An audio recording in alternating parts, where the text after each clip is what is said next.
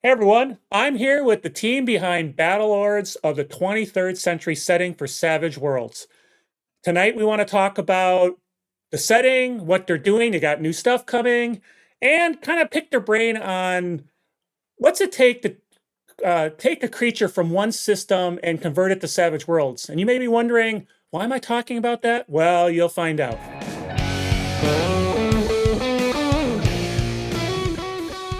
Everyone, it's Carl with Tabletop Tango. Look at the bubbles, do the stuff. We'd love your support.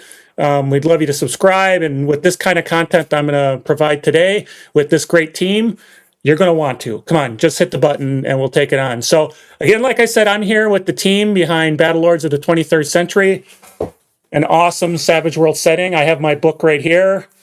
Good reading, lots of good stuff. Got it all here. Go get it, go buy it. So anyway, so hey, why don't we introduce everybody around and talk about what you do with the group and tell me a little bit about the setting and what you're working on. So why don't we start with you, Tony? Well, my name's Tony Oliveira, and with 23rd Century Productions, and we make Battlelords. And we wear a number of hats around here, but mine is kind of a taskmaster to keep people going, including myself. Okay. How about you, Dave? Introduce yourself. David Sirico. Hey, David Sirico. My tag is CDO. It's OCD in the appropriate alphabetical order. Thank you. When we're doing books, one of my chief roles is the editor. I'm the guy that can scroll through a page at about this speed and go, "Oh, that's off by 2 pixels." And everybody's like, "What? It's not off." It's like, zoom in. Oh, wow, it is. How'd you see that? How did you not see that? Got the eye. Like, got the eye 2 for pixels. 2 pixels. So he cracks the whip, and you make sure everything is picture perfect. I guess I'd say, like, just perfect. That the perfection is there. And this book, you can. I mean, it's just quality put together. I mean, the illustrations, the pictures, the layout, it's really super well done. So kudos to you, to everybody on that. So speaking of the setting, tell us a little bit about the setting, and then talk about kind of what's coming up. You know, there's something new coming up just down the pipe. Yep. Setting wise, it's basically all of sci-fi genres really fall into kind of the 2 camps. Euphoria. It's like, it's awesome. Everything's life. It's great. It's like, oh, wow. And you have dystopian. Like, yeah, we're on the dystopian side. Okay. Like, your boss may not bother to put in that safety rail because you know what? They can get new workers. It's not that expensive. We'll just bring in a new guy. Carl, don't go too far that way. You might fall. Okay, Matt. Did you see what happened to Carl? Might want to not do that. Yeah, life's definitely cheap in the Battlelords universe. I like to call it expendable, over-equipped, under-trained corporate mercenaries in a galaxy at war. And there's a lot of cool stuff in the book. I mean, equipment, armor, how it interacts, the interplay between the two different systems. It's very sophisticated compared to your traditional Savage Worlds core book. That's, everything's kind of the same, and which is okay. But if you got a lot of flavor going on in the setting. So if you like science fiction and this, I guess you could play it a little more positive if you wanted to, but if it's kind of hard with mercenaries and the corporate overlords, right? But it's a great sci-fi setting, so very cool. So that came out, and I think they've been doing really well. It's a great book. It's now, you finally got it out in hardcover, getting out to everybody. Good stuff, but you're not done, right? You got something coming down the pipe, which is really, really. We were talking about it a little bit before, and it's really kind of cool. I love the story behind it. So tell us more about what's coming down the pipe.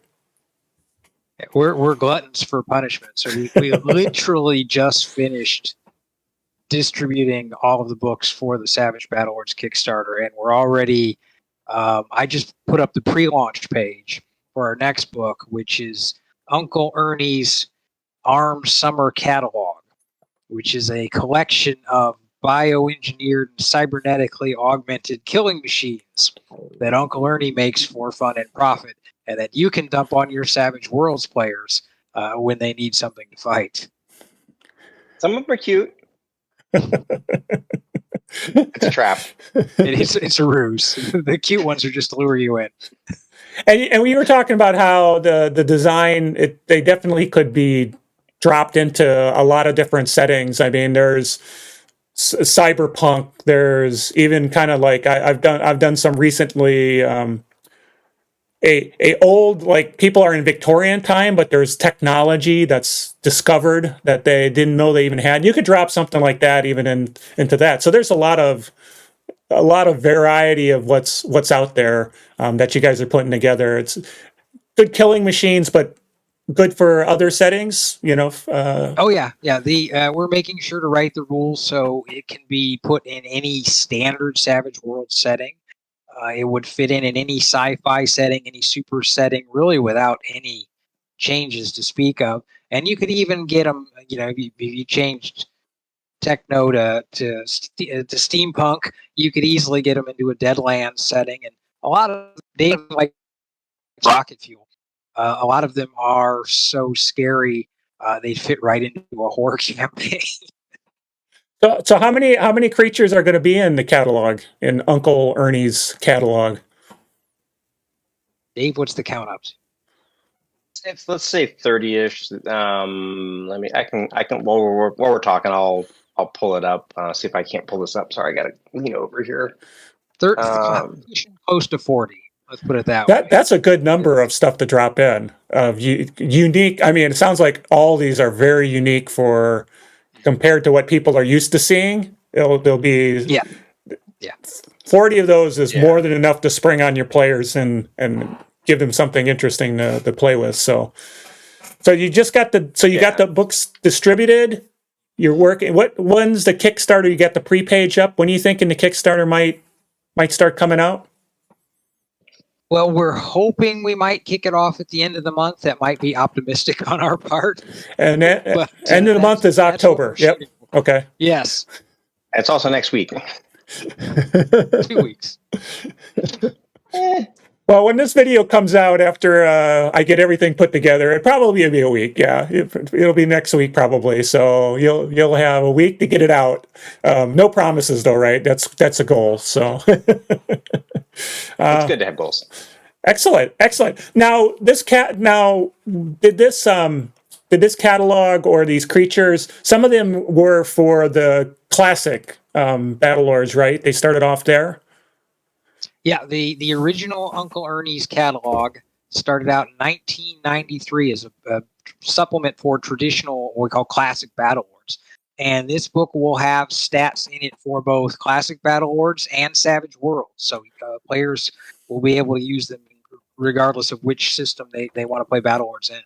Oh, so you get both in the same book, one purchase. Yep, oh, great! That's one book, two rule sets. Oh, excellent! That's more value for the buck there for sure. And that leads me to why I was excited to have the hear about Ernie's catalog and the creatures, and that it came from classic. And that's okay. It's classic, right? Classic Battlelords. Yeah.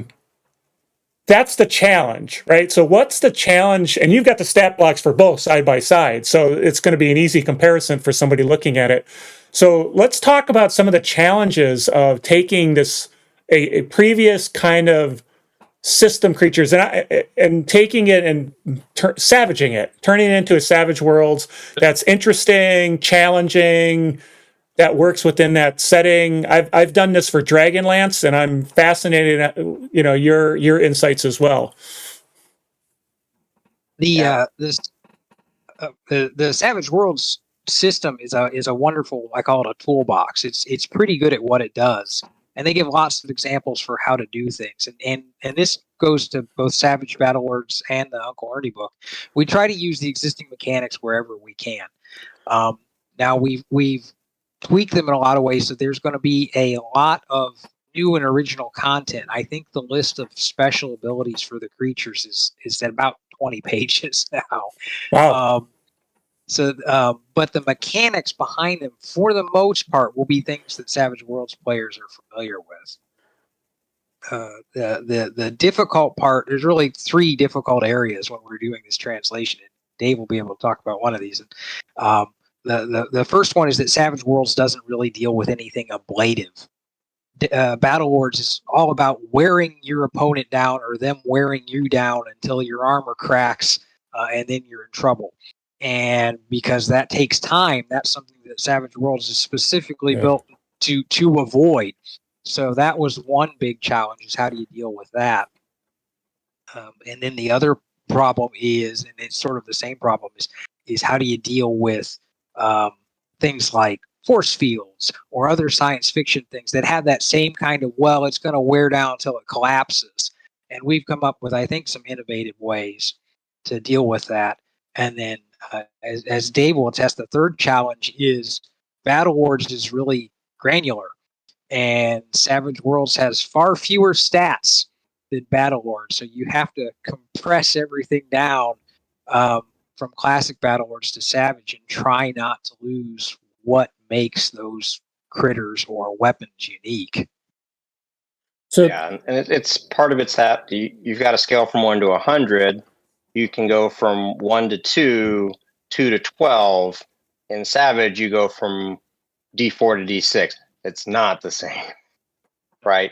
You're talking strength. It's a little different. The thought process around how you balance things from a creature perspective are different. So it's how do you map things in ways that are consistent with, I want to portray this as something that is incredibly strong, but not be like so out there that, from a Savage Worlds perspective, people are just like, I don't know what you're thinking with that. Right? It's still got to fit within the game system's mechanics and philosophies, right? So that getting things to, fit both of those, it can be challenging at times. Yeah, and when I was doing my conversions of like the Dragonlance from D&D, that was one of the biggest things, as you were talking about, is the system, right? In Savage Worlds, things are, if it's good, it's +2. If it's really good, maybe +4. If it's bad, it's -2. If it's really bad, maybe -4, -6. And everything kind of lives within that range. And if you've got a special ability, maybe you get a reroll, and that's what you get. Or you take away some penalty points, and everything kind of works within that framework. And you can't just say, well, I got D&D weapons and it does, it's a +4 sword. Well, we can just make a +4 sword in Savage Worlds. It just doesn't work within the philosophy of the system. So I think that's kind of where you're coming from, right? So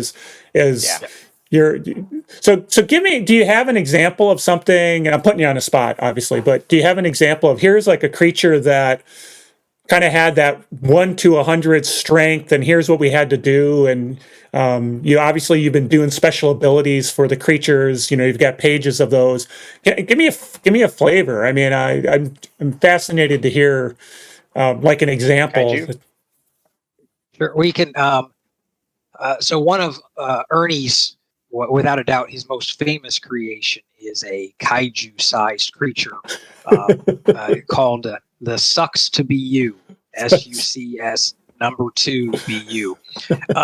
And it's his bestseller because it's used for destroying major metropolitan areas in short order.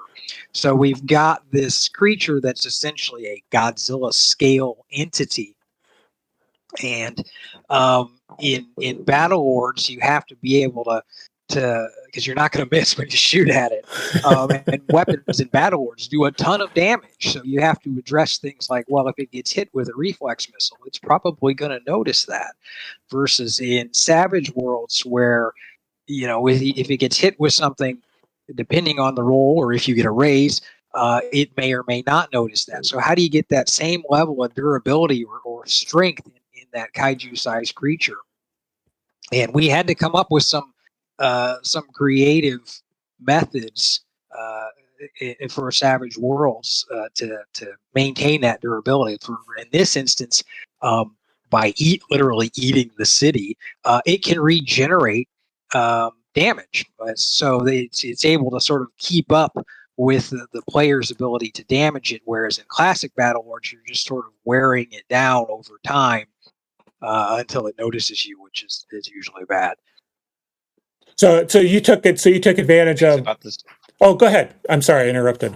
Okay, and another place where things are kind of fun is from a note. We have a stat for how easy is it to identify, and that's another place where you have range and you have a percentile, and usually it's this percent of or that percent of how hard it is. You're talking about -2, -4, +2, +4.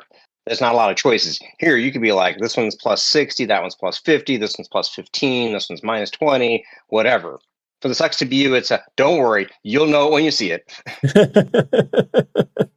So that's like infinity or something like that. It's there. You can't miss it. Exactly. So that's interesting. So you got gargantuan creatures in like the Savage Worlds, and they talk about gargantuan. They have, I forget how many extra wounds that they get for being that size, but they get a ton more wounds. That just didn't quite fit well enough for when you're talking about something that's eating cities for a living. You had to do something that said, okay, they got to regenerate, because just because they've got 6 wounds, that doesn't matter. These weapons are doing a ton of damage and easily ripping through armor and toughness and stuff like that. That sort of brings up another challenge we ran into with creatures like the Sucks to Be You. They're really what we like to call sort of boss villains, and we were like, so how do we let players know that you don't want to dump a horde of Sucks to Be Used on your players in Savage Worlds, thinking, oh, well, they're just extras. We're just going to mow them all down, because that'll go poorly for them. So we've given them a designation of elite, because Savage Worlds already has that mechanic of, well, is it an elite extra? Is it resilient extra? Is it a wild card? And so we specifically call out some of the critters in the book. Hey, this should probably be an elite. It should probably be a wild card, or at minimum, a resilient extra. So they know, in terms of scaling the threat level, okay, it's probably going to be our whole team versus it, as opposed to some of the other critters where, it's the standard, give me a horde of them, I'm going to mow them down as fast as they show up. Sure. Well, yeah, and I think a kaiju eating a city definitely should probably be a wild card, I'm guessing. On the plus side, though, Uncle Ernie is running a special right now. Buy a 6-pack, get 10% off each one. Yeah. So what's a city eating kaiju go for these days? I mean, that's a lot of credits or money or whatever, right? I mean, it's some serious At that dinero. level, it's really more about being able to say "f you" to you and to that guy, that other guy, and the planet he lives on. When money is not an option. No, it's just money. When you got a kaiju that could take out a city, that's worth everything. That's priceless, right? You can't put a price on that. So, very cool. So, like the credit card commercial, buying the kaiju, watching it destroy the enemy, priceless. That's perfect. That's perfect. Yeah, maybe that's an ad Ernie should use for his product.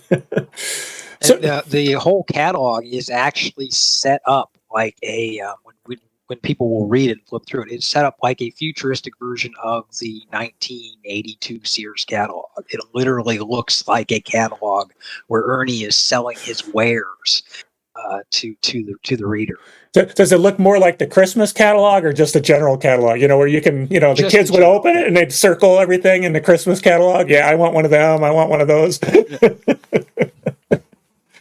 So Kickstarter coming quick.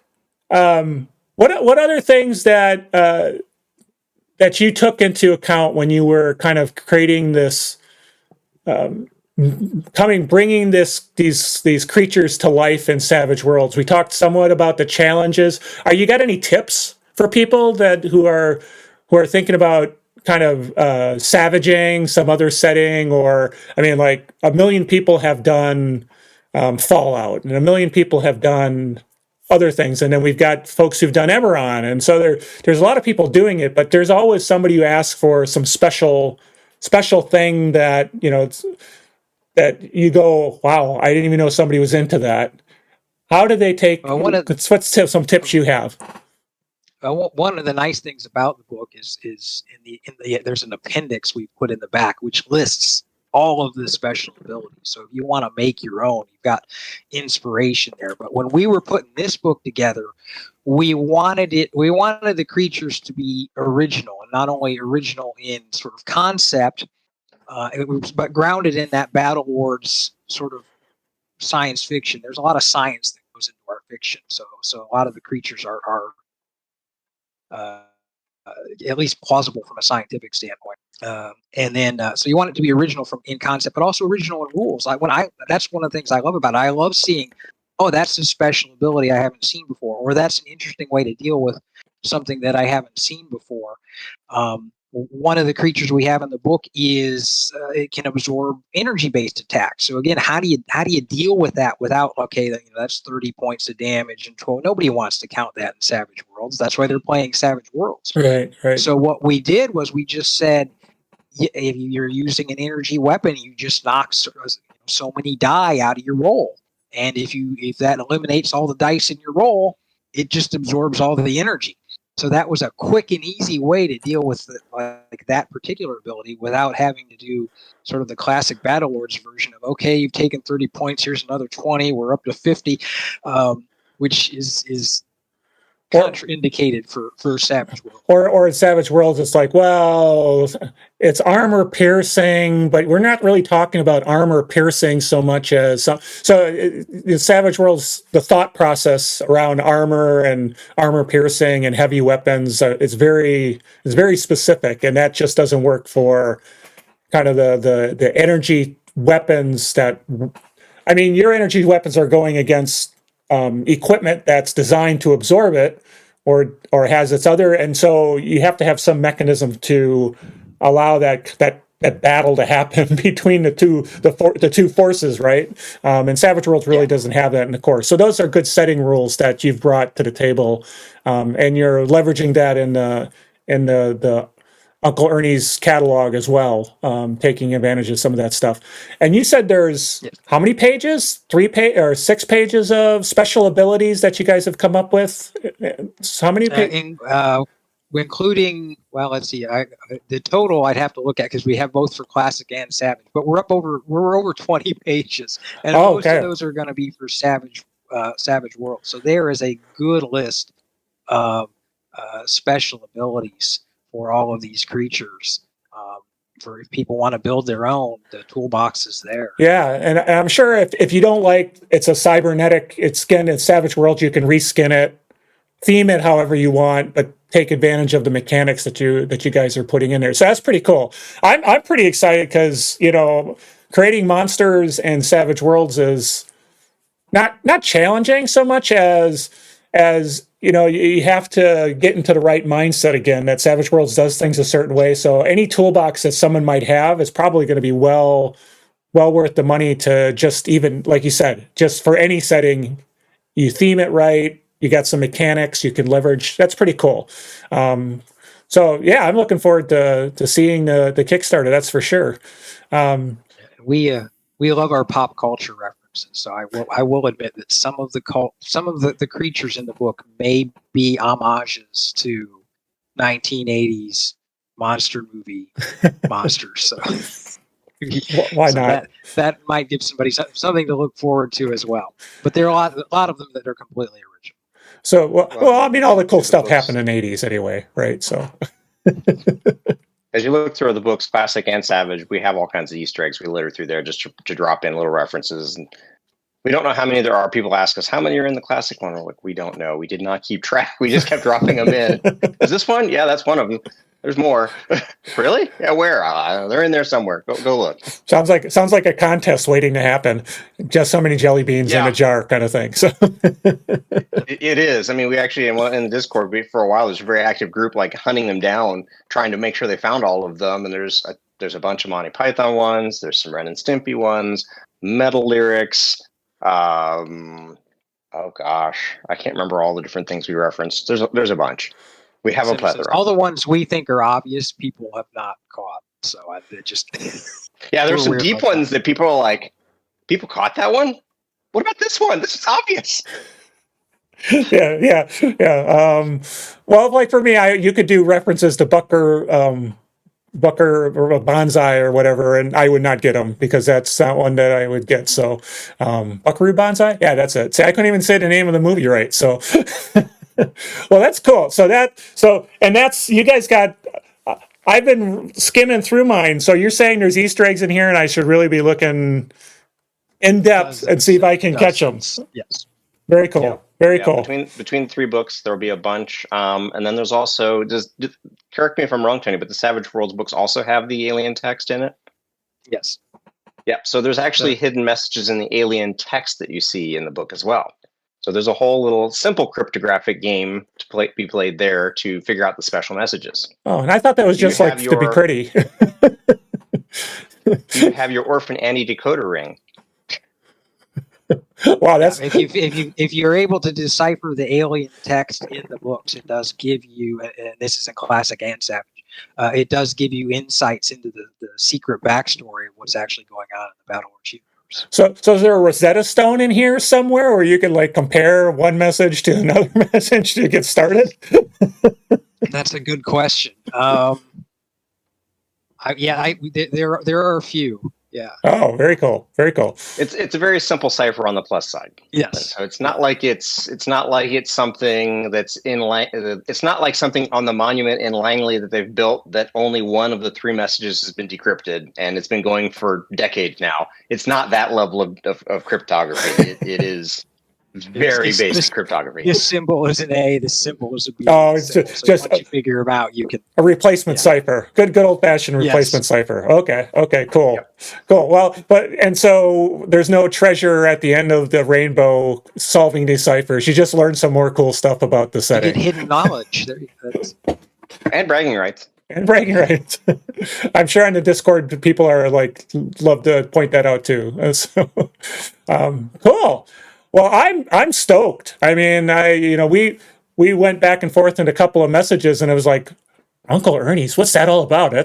And now I'm like really stoked that this sounds like it's something that's going to be really cool for your setting, but also very cool for anyone who wants to build out creatures for different settings. And so that is one of the great things about Savage Worlds is how you can mix and match stuff.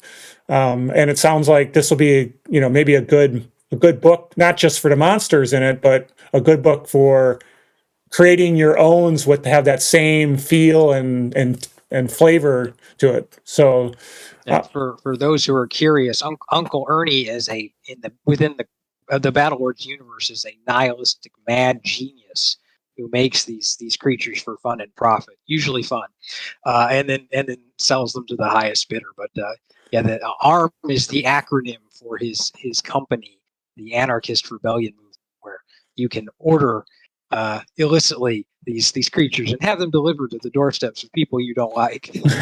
I'm not telling you should do this. Yes, We're just saying that is an option. It happens to be the case that a random monster shows up at this guy's house that you don't like and it tears apart his house. That's not on you. It's the monster that did the work. It's really, that's why you drop ship that stuff. You order it and you drop ship it. You don't know. You don't want to pack and ship that yourself. No.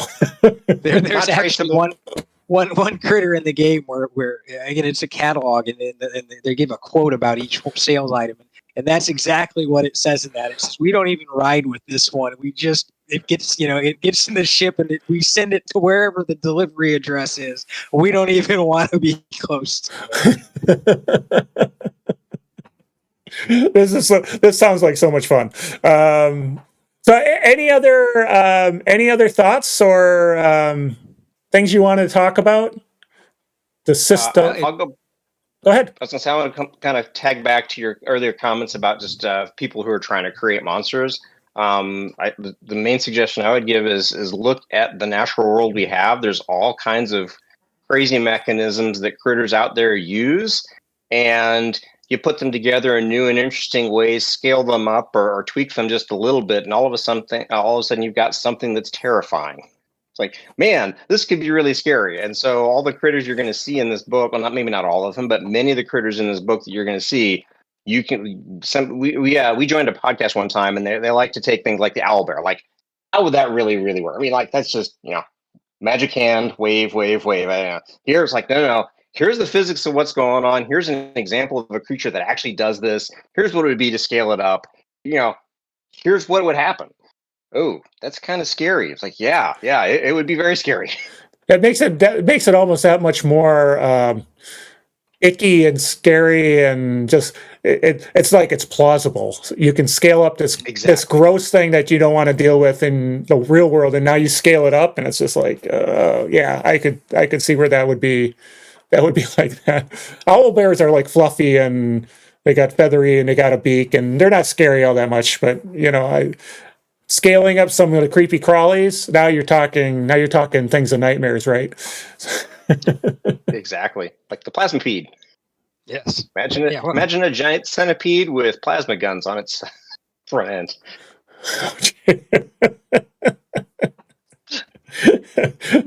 Well, I'll have to wait till I get a chance to look at the catalog and see the picture of that, because it's probably not going to match my imagination what that looks. It's going to be so much more scarier. We are posting a lot of the teaser art on our on Twitter and our Facebook page and our Discord page. So yeah, if any people are interested, we're posting teaser art, and there'll definitely be a selection of artwork for the different critters on the Kickstarter as well when that launches. So everybody drop comments if you're interested, and I'll make sure that we connect you with the right resources, so you can follow and keep following on what's going on with the Kickstarter and the pictures and the posting and all the things going on. So definitely leave some comments if you're interested in that, and we'll hook you up. So, well, cool.